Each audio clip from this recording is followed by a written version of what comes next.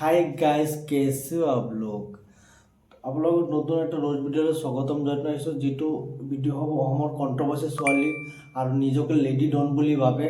অসমৰ ৰিয়া চৌধুৰী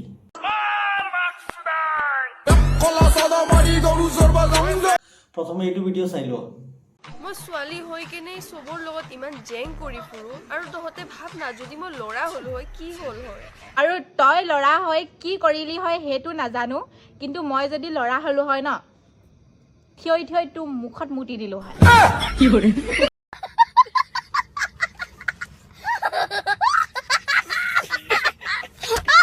তই মেকআপৰ কথা কৈছা মুখটো মানুহে সিম্পল দেখিও জ্বলে তোক চাই কোনে জ্বলি হবে তই তো এনেই জ্বলা तुम्हारे पास तो दोनों ही नहीं है ना शक्ल ना ভণ্টি আমাৰ লগত চেলেঞ্জ নল'বা পিছত আমি লৈ ল'লে চম্ভালিব নোৱাৰিবা চেলেঞ্জ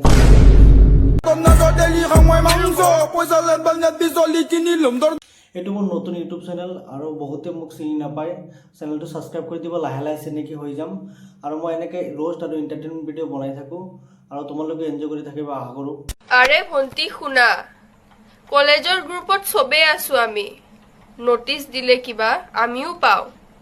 তুমি আৰু এক্সট্ৰা কৰি ষ্টেটাস ফালি নোটিসটোকে দিব নালাগে